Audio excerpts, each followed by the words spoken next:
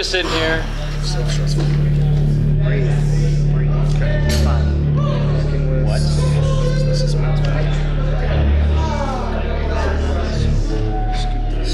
You're afraid to touch it, aren't you? Yeah, I am.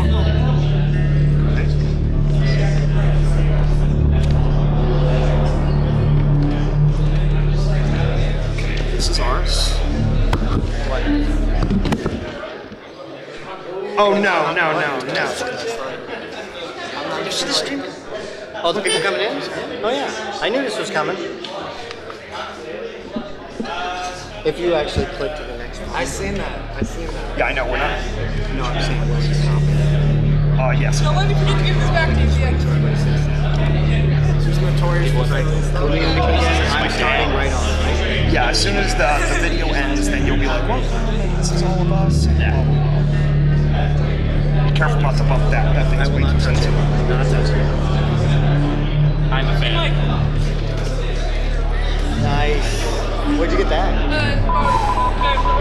Very nice.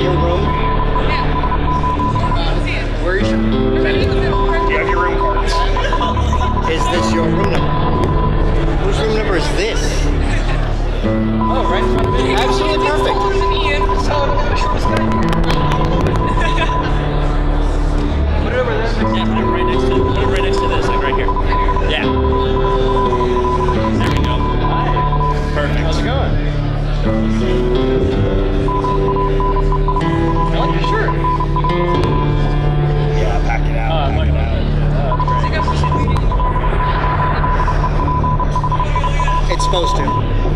Is that Reynolds factory? Oh my god. You just tell me when to go. You'll see it. That's awesome. As soon as the big stable sound effect closes. I mean, systematic killing of people is great, but I'm like, It's because there's an artistic flair. artistic flair is nice. I do like flair.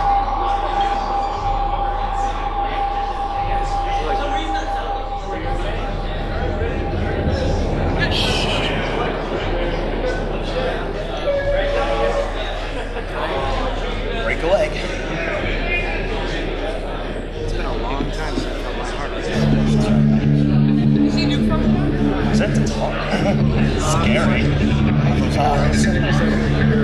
It's not bad. It's making sure that the segment's right. Do I have a shirt? I think Martin's got it.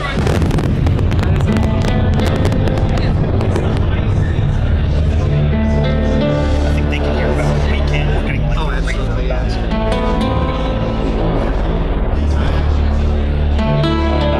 About 45 seconds. The music's going to die after this last note, and then it will come up to the swell and monitor. Okay. See if there's anybody else coming in. Oh, yeah. Boom.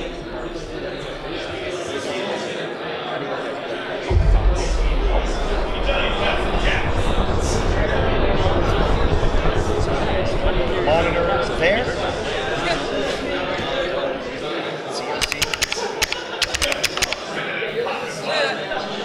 Jingle. That's so fucking rad. That is really nice. Fucking rad.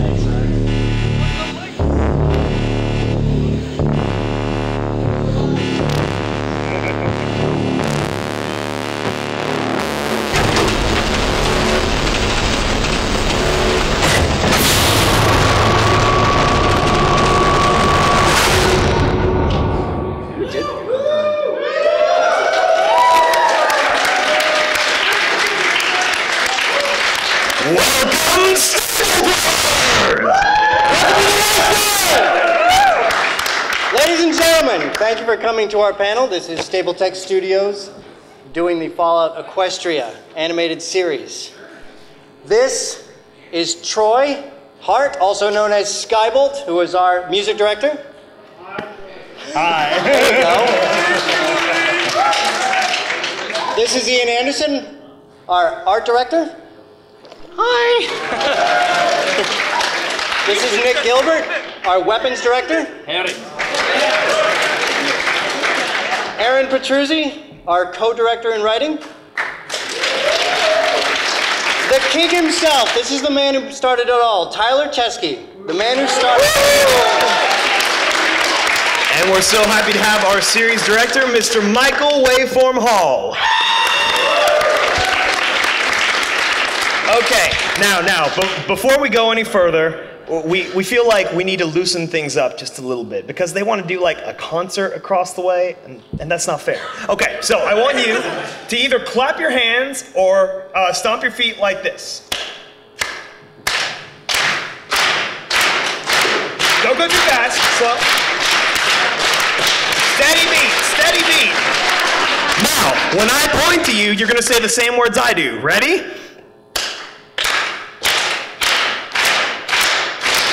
The spurs that jingle, jangle, jingle, jingle, jangle, and we'll go right merrily along, jingle, jangle, and they sing, oh, ain't you glad you're single, jingle, jangle, and that song ain't so very far from wrong. Oh, Lily Bell,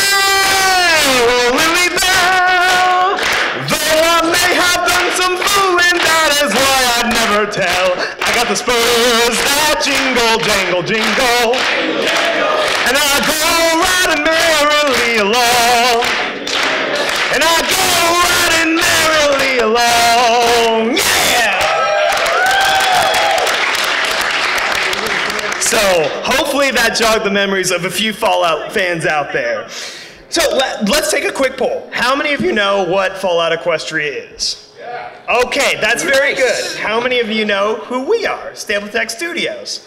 Okay, a decent amount. Fantastic.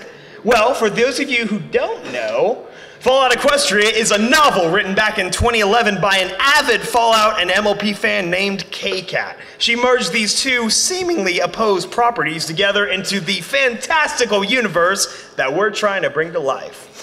So, it tells the tale of a young mare who leaves the bomb shelter she was born in to find her one true love, supposedly, and goes on an epic quest of adventure that ends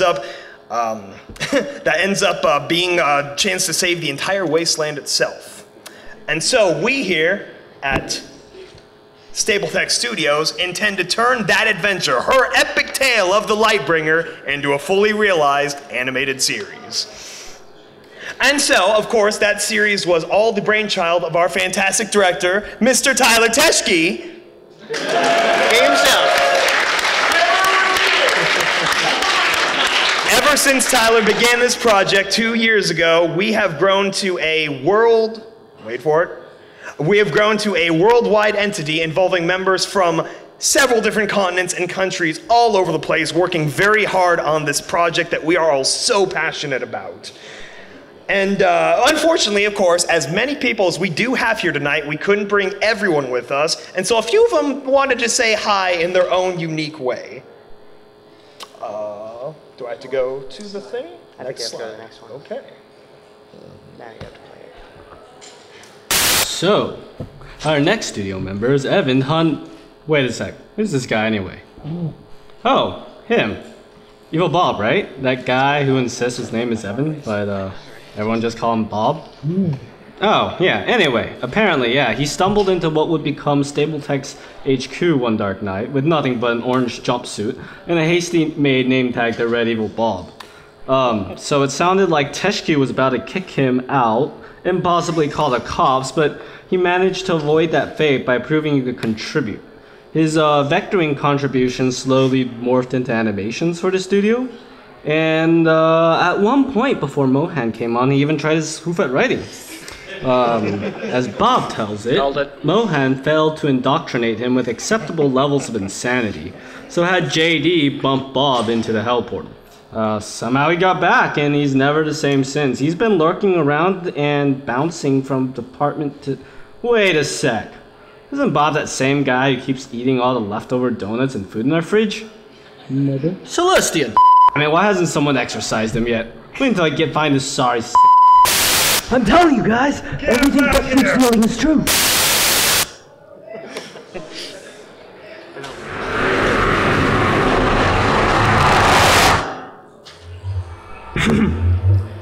Hello, fine people of BABSCon.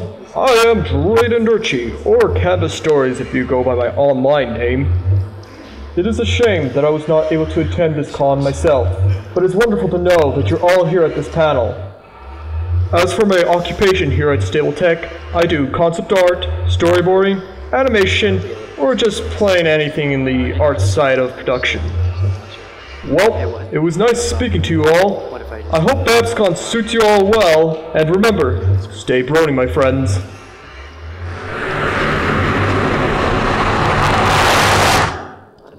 Is it recorded? Oh, hey everybody, my name is Allison Branscombe, but I am also known as Amnesia Moods. I am a storyboard artist, animator, and voice actor here at Stable-Tec Studios. Hello, my name is Peter Reynolds. I voice a few different roles in the animated series, and also a couple in the game of the same name. But primarily, I am the voice of Steel Hooves. Some of you may also know me from my narration work on Fallout Equestria, Heroes by No One, where I play Silverstorm, a hired gun, that's me, and Serenity, and Flare, and Platinum Haze. Yeah, those guys too, and some others. Why are we doing this again? Mama, because you said you would. I did? When? Oh, Silver, don't even bother, you were drinking. Shut up, Flare. What, was I drinking? Yes? Alright then, well. Okay then, bye. You will not be held responsible for any impairments or damage caused by excessive exposure to the following.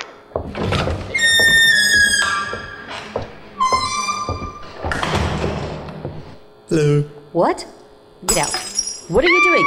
Get that camera out of here. You can't take my picture. Get out. Pay no attention to the pony behind the curtain. Oh, that is it. Why, you...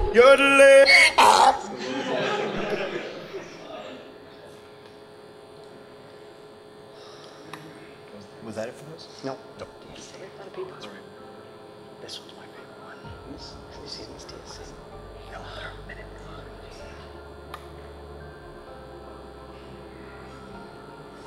Hey guys, this was graphite. My biggest is probably Sorna. I wanted to say, I'm David, or better known as DSC Graphics. I'm 22 years old. I'm coming from Poland, and like you, I'm a brony. Within the stable, I'm making things moving. So basically, I'm an animator. And I'm an artist as well. But I just wanted to say, have a nice day, enjoying the show, and of course, enjoying our little project up there. And we have one more.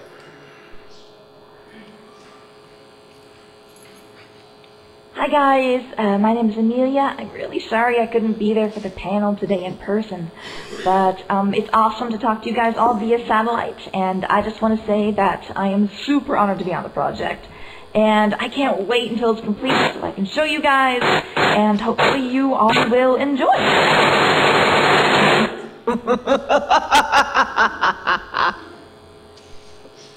Thought you could fool me, did you? How dare you not invite me, the highest of royalty, to this momentous announcement? Oh, can it, Chris? You're not even in this series. Yeah, you don't even belong here. You should just mosey on now. Aren't I, though? Who do you think turned the entire continent into a barren green-tinted wasteland? Radiation, anyone? I thought Balefire bombs did it. A likely story. Know what else is green? Me. Clearly I should take credit for the destruction of the landscape, for all shall bow before me, the rightful queen. I cannot be defeated so easily. Cadence did it with the power of love. You were literally beaten by a Huey Lewis song. The power of love. Exactly. Oh, silent, are we? Yes. Nothing to say now. Not a word. You insolent whelp! My magic as well as my logic is infallible! Uh-huh. Okay, you know what? This is getting embarrassing for the both of us. Let's see. Where is it? Yeah. No, it's not one. What? What's happening? No! What is this trickery? You can't just... Yeah, that's about all I gotta say. Thanks for listening, guys, and hopefully I will see you all soon. What? Nothing. Nothing. All right. So now that you've met a few more of our wonderful studio members in their own special ways, we would like to start off with a few updates we've had to our studio ever since Everfree, in case any of you happen to see that either online or in person last year. Mr. Michael Hall, take it away. Thank you very much. It's been an incredible ride ever since then. Things have been moving at an incredible pace. We have had a lot of people come in. We've had some people go, but it's been a wonderful, wonderful time. I think you guys are going to agree as soon as this panel is over that the things that we're doing are going to blow a lot of minds. A lot of people are going to get really excited and they're going to be just about as passionate about this as we are. And the people that have put the work into this have been amazing. You would not believe how many nights we have spent until like 3 in the morning talking on Skype with people in Britain, with people in Poland and Germany, just to make Thailand. Or even Thailand, if you guys did get to see any of the Thailand pony stuff. They were wonderful. They contacted us and wanted us to premiere some of the stuff down there. And that was pretty exciting. We had a Stable Talk specially made for that. If you guys have not seen that, that is a podcast that we do. And we also have, if I'm not mistaken, we have a brand new website that you guys can check out at any point now. Stable-Tec-Studios.com. You can get all the information, keep up with our updates, know what's going on. And it's pretty much updated on a weekly basis. We're always adding something new, and eventually it will be the #1 source for a few other things we're working on, besides, of course, the series and everything else. But the important thing, of course, is the fact that we had a novel, source material, but there's always a little bit of a transition between book to screen, which is where our faithful writing department comes in so handy. Hello, Wastelanders. My name is Aaron, otherwise known as Sonic Lightning, as you've already been told. Hey, Aaron. Try close the mic. You're good. Just want to make sure they can hear you. Thank you. There you go. If you've seen the video of our panel at Everfree Northwest, you may recognize me as this adorable creature. Oh, already. Roy. My jobs at the stable include co-directing the writing department, voice acting, being a social media representative in PR, and being the only female on this panel. And drawing a lot of pictures of her OC. A lot of them. Alright, but enough about me. Let's talk about our writing department, where we control both the scripts and the minds of our workforce. Now, I know what you're thinking. But Aaron, Fallout Equestria has already been written. Why even bother with the writing team? Well, I'll tell you. Fallout Equestria was written in a first-person point of view, following our main character, Little Pip, where our animated series is going to be in a more third-person point of view. Let me say it like this. This story was, well, telling you a story. We're showing it to you, so we can't have Little Pip narrating the entire thing. We divided this massive story up into 5 seasons with about 13 episodes each running at about 15 to 20 minutes long.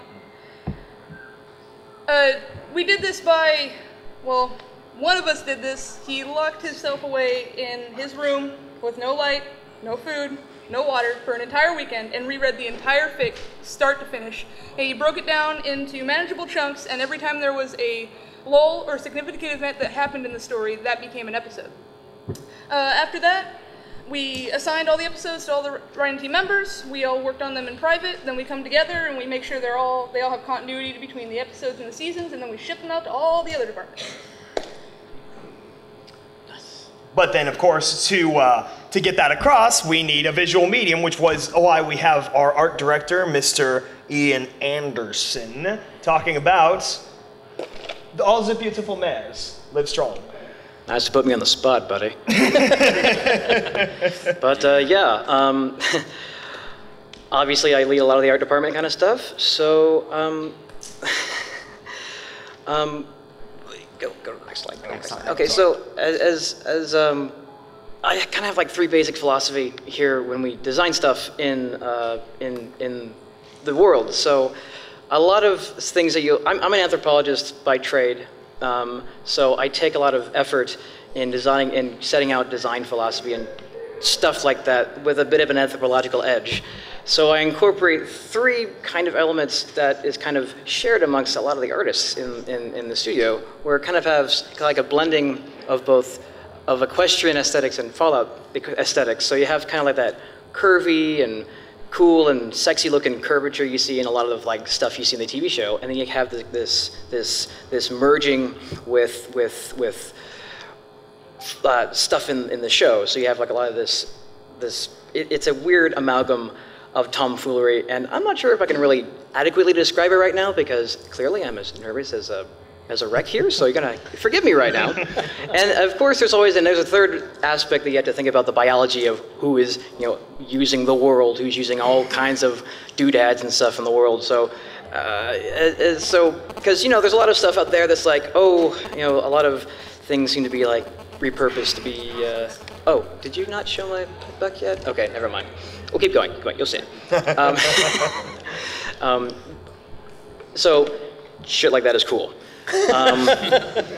Obviously from that, aside from designing gadgets and doodads, you have to think about each section of the world and how it's all kind of organized, like, there's bandit raiders over here, so they might be near an urban center or near a rural center, and it's all how their design is based on, stuff like that, and you know what, I'm not gonna have a good time explaining it, so let's just go to the pictures, because they're pretty.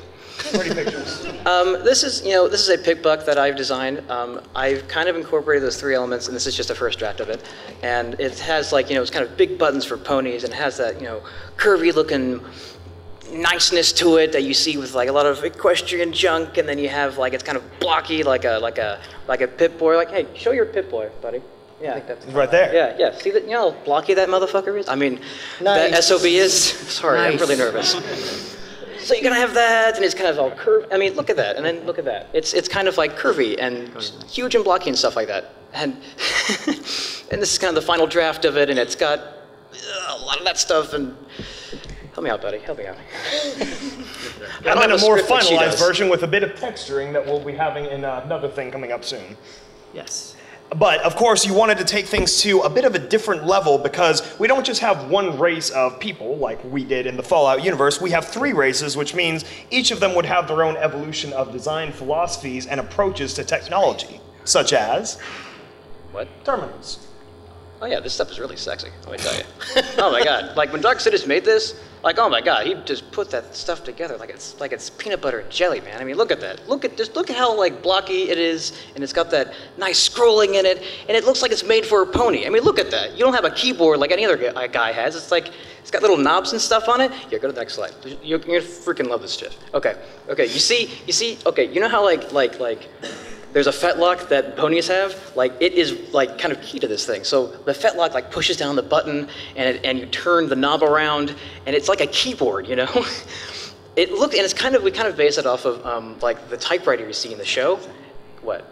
No, just relax. It's okay. Go ahead. All right, the best way that I could think of to handle this is that if you would think as a human, as we're going to type, we have all of our fingers to work with all the different letters and the different numbers.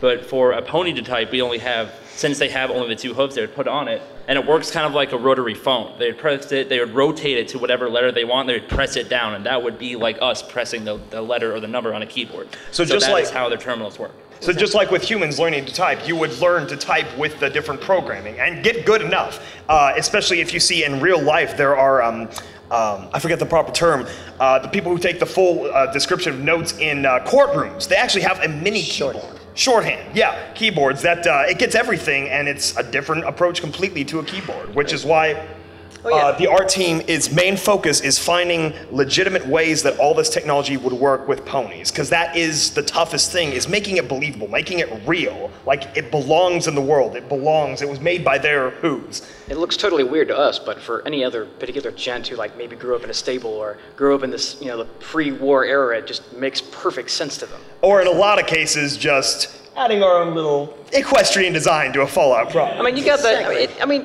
what do you think this is? Just say it. Just say it. What is this thing? Who knows what this is? You, right there over there, is next to the guy on the wings. Exactly. You're amazing. I love you. Sprite-bot that spent too much time in the sun. But it's got that. It's kind of got its own little equestrian flair to it, and that's what we're kind of going with that. And on top of the artists doing the props and various designs, we have our background team working on some fantastic backdrops, such as Mr. Nuke Chaser, who's done just these incredible looks at what what the city's going to look like, what all of the locations are going to look like, giving them, again, a real feel, but taking it beyond the level of MLP, giving it the futuristic feel that Fallout Equestria deserves. Right. And then, of course, the destroyed future that Fallout Equestria deserves. Right. We like browns, we like grays, you know, that kind of good stuff. Bluish grays, periwinkle. And including our fabulous 10-pony tower. I want to live there. But of course, just like anything else, another thing that we have to adapt is the weaponry too, because every pony's got to have their gun. Mr. Nick. Yes, they do. Like exactly what we were talking about with the keyboard, where they don't have fingers, they can't really manipulate a trigger or like a loading mechanism like we would. So their long weapons are actually completely and utterly hoof-based. They still treat it like a rifle. It's hooked onto their, like they have little small hooks that go into their arm, they hold it up. They still have their other 3 legs if they want to maneuver, if they want to move around. But the trigger is actually on the side of the weapon. So they would just rotate their wrist, and that would completely manipulate the trigger. And for a sidearm like that, it's all mouth operated, but it's all specifically built so that the iron sights are directly in front of the eye so that they don't have to move around. Once they're holding it, they can aim. And everything else is either hoof-based or mouth-based. And when we're actually going through, like what I was just talking about, can't go back now. We're stuck. There it is. Whenever, like I was just talking about, with all the different moving pieces, you'll see in one of the later pictures, you probably already saw it. When I'll design the weapons, I'll design them from the inside out. Like they have to both look good, they have to be usable for ponies, but all in all, I need to make sure the mechanic be apt. So whenever I design a weapon, I actually go through this phase before I go through anything else. And this is what we were talking about, like it has to be designed around the pony. This goes through, because the pony obviously has a larger chest and a bigger group of muscles there. So the stock is built around that, everything is hoof operated. The sights are angled because they're just for their hoof, the sight is gonna be a little bit in front of them, so it has to be angled to the side. It's entirely built around their anatomy and how it'd be best used for a soldier to use it on the field. Because especially weapons like this, so this is like a pony assault rifle, and there was a sidearm. We're not designing a weapon for the wasteland. We're designing it for when it was built. Because if you find an assault rifle, even in like the Fallout games, when was that actually built? Like anybody, when was that actually built? If you're playing Fallout and you find an assault rifle. Yeah, years and years ago. So we're not designing it for now, we're designing it for then. And right there, that's actually that pistol that you saw before. That is actually all the internal work mechanisms of how that is the self-defense pistol 10, the 10mm pistol. That's actually how it all works. And all the weapons we have will have internal views like that. And building around culture and building around everything else, these are more specifically for the zebra weapons. And if you have read the story, you'll know that zebras are much more of a warrior culture. They're much more of a martial arts based. So all their weapons, like their curved knives, are designed to go with a martial arts style. Their weapons are designed to be hit really simple, hit hard, hit fast. Pony weapons are built around them. Zebra weapons are built around, obviously zebras. But then, of course, one of the main things of an animated series is that you get to bring voice actors into the mix. And that is one thing that the fandom cranks out at a surprisingly good rate. Everyone tries their hoof at voice acting, and everyone has a certain degree of talent, but once you go through it, there are some real stars that shine. And one thing we value more than anything are the people that have the passion, that want to join the voice acting team and throw their voice into the mix, because they end up contributing in such amazing ways. In fact, some voice actors who just start out as nobodies end up becoming the indisputably most important person in Stable 2, who shelters us from the harshness of the atomic wasteland and to whom we owe everything, including our lives, the Overmare, who became our VA director at the end of the year. And she has been fantastic voicing and getting everyone rounded together and just getting the best takes she can, really getting down on the VA's level and working with them to get the best take that they can give for that character. Because, like I said, we have very passionate people in the fandom, people that often come to us. In most cases, come to us because they love Fallout Equestria and they want to use their talents to make this series as good as they can, just like the rest of us. It's why we're here, it's what we're passionate about. So even if they just play background characters for a little bit, they put in enough auditions and they find that role that fits. They find that perfect thing almost meant for them, and they really get to shine with those parts. But on top, of course, voice acting is only one part of the equation. Then we have sound effects, like you heard earlier with our fabulous stable door. We have a few experienced sound effects people from a wide variety of ranges and experience, from classic live sound mixing to, you know, the more modern computer age. And together we've been able to do some really incredible things and bring that unique sound to the wasteland, almost as much as our music team, who has been working very hard on creating a fantastic score for the series, taking it beyond just the classic Fallout score of Eno Zur and Mark Morgan, which we're still heavily based on, of course, but we're adding our own influences, adding our own spins on it, because this isn't the Mojave Wasteland or the Capital Wasteland or the New California Republic. This is the Equestrian Wasteland, and it deserves a good soundtrack. And so the Balefire Symphony, the collection of our musicians, all bring their own unique stylings to it. There are some of them who are really good at acoustic music or jazz music or horns and brass, and with each of them we're able to put them in the right place, the right setting they deserve, because they can all give that extra flavor to the location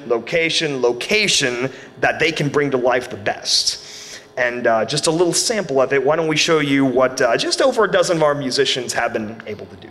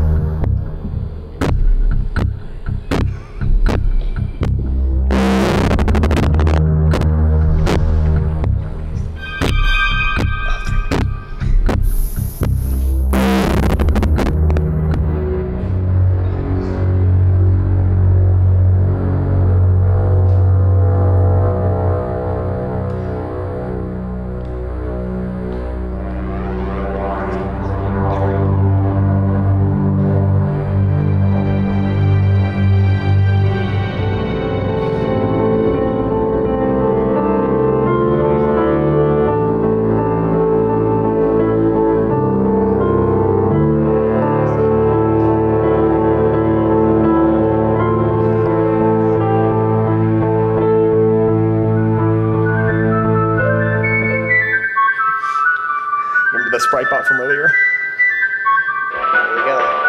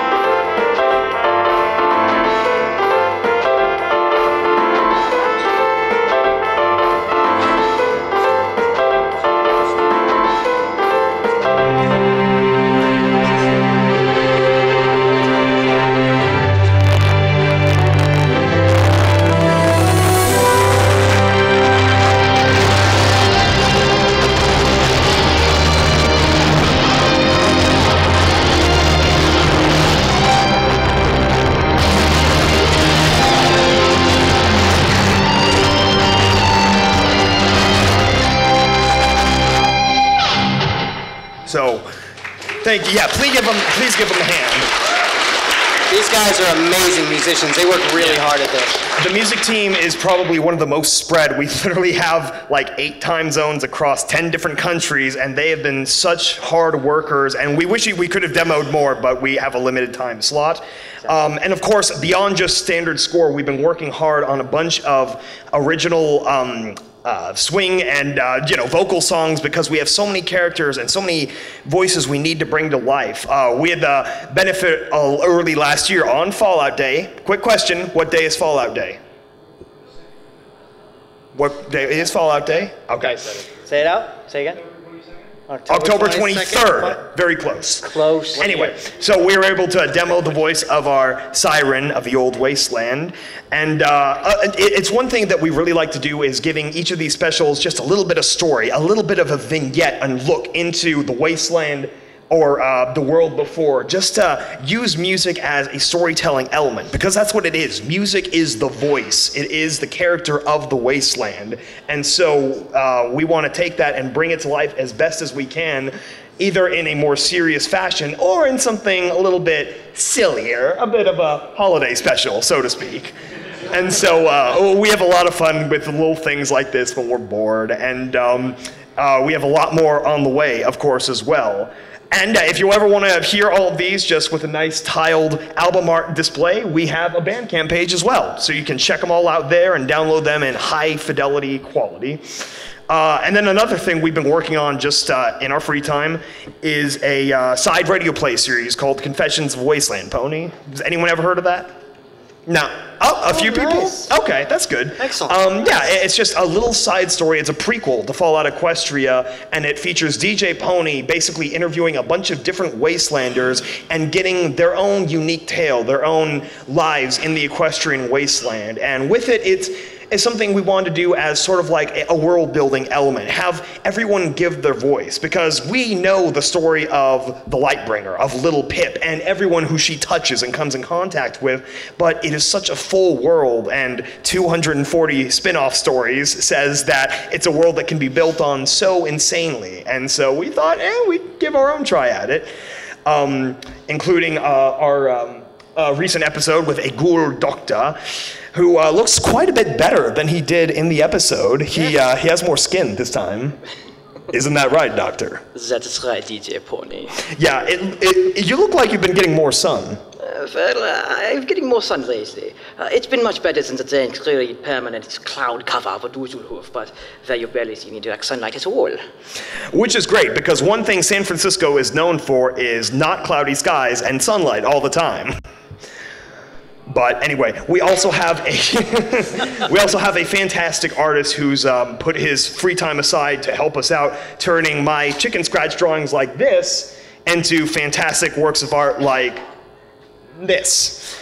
And so his name is Lee Chung, and he has been just a huge help on this little side project that originally I started just for kicks, more or less. And with his help, we've been able to just give that extra life to an audiobook series that usually you wouldn't associate with visuals of any kind.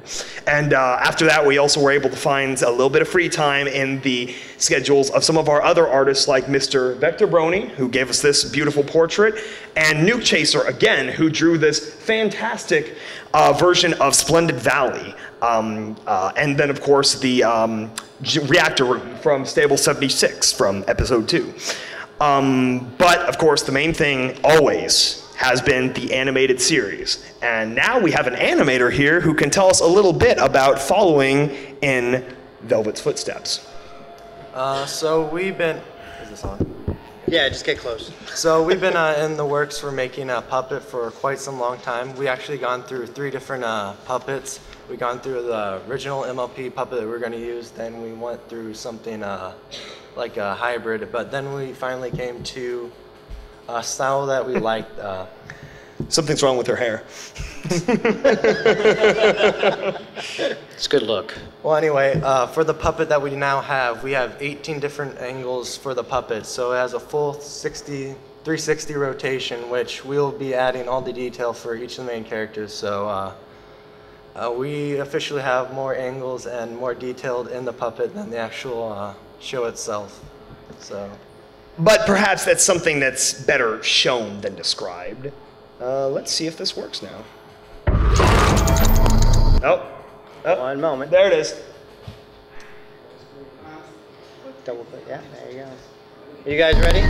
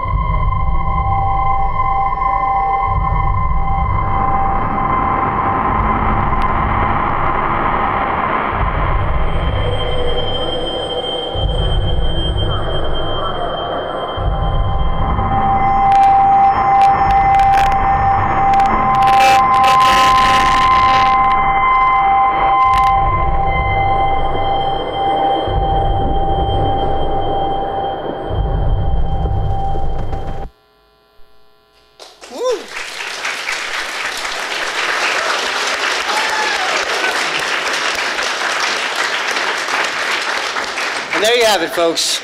That's the first peek at episode 1. Still a work in progress, though. Yes, absolutely. Yes. But we are moving forward. I think that you'll all agree that all that we've been waiting for finally actually has something to show for it. So? Questions? Absolutely. Back there? Yeah, one thing I also went over this with 2 other animators. Have you heard of Macroschism, or have you worked on it? It's like an underground animation project as well as yours. Tyler? I haven't actually. Have not. Go right ahead. We actually suggested this guy's questions.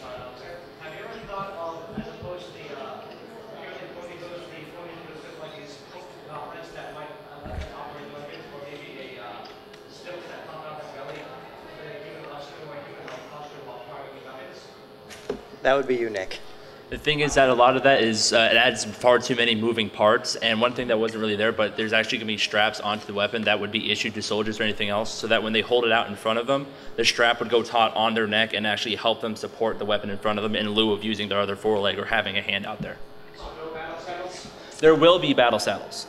Yes. There will be battle saddles. There will be battle saddles. Those don't work for regular rifles? They will be there. However, the thing is, the battle saddles is much more of an intricate design. There's much more of a mechanism. This is just, okay, you're a standard issue soldier or more of a civilian firearm. This is what you get. The battle saddle is a much more advanced. The battle saddle would be machine. for like an elite force. Myself and Nick have been up for countless hours just trying to figure this crap out. You'd be amazed how weird it is when we are not mechanical engineers trying to do this, you know? Exactly. Like I was saying before with the weapons, I will design everything from the inside before I do the outside. So trying to figure out all the machines to actually make a battle saddle work has been a little harder than I thought it was going to be. Let's go with, go ahead. I was wondering, all throughout the video and everything, where will we be able to see these videos when they're posted? We have a couple of different mediums for that. We have a YouTube channel, we have a Facebook channel, we also have a Tumblr, and I believe we have a Twitter too. All of the episodes will be hosted on our YouTube channel, and then they will be shared across all of our social mediums. Exactly. Yes. In the back. Go ahead.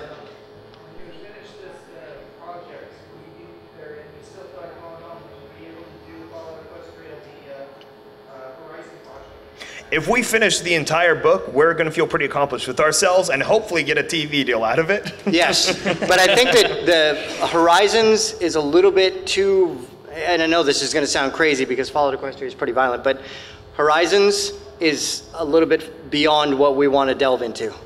We bet we finish our thing before he finishes his thing. Yes, exactly. There was a question over here. Anybody? Yeah, go right ahead. As Erin spoke earlier, if you want to, she was asking if we're going to go word for word with the book. Do you want to address that? We're gonna go as close to the source material as we can, but some things need to be changed, like just for the cinematic effect. Like, say Little Pip thought something in the book that was what's the word? Her internal monologue? Yeah, if she thought something that was significant, but she didn't actually say it, in our series, she will actually say it out loud because we're not in her head. We're all on the outside. None of us are good at telepathy. So it's a difference between, like what she was saying before, when you read a book and you're reading a thought, they're telling you what she's thinking. Since we're not actually inside of our mind, we have to show you what she's thinking. Yes, as an animation, a visual medium, we're going to tell all those nuances, all those with her facial expressions, with her actions. That's where we're going to shine, as opposed to, say, a radio play series where she'll have an internal monologue or a narrator helping move the story along. Speaking of which, if you guys are interested in word for word, the stable also hosts an audio series, which is an audio drama, has a full cast, sound effects, musical score, everything. So it's on the site as well, and it's up to chapter 9 now, and chapter 10 is in production. Any other questions? Go. I was going to say, go ahead. Does this suit make you look professional? That suit makes you look very professional. For anybody that doesn't know, really quick, up in the front here we have, this is Lee Chung, who is the vector lead for our group.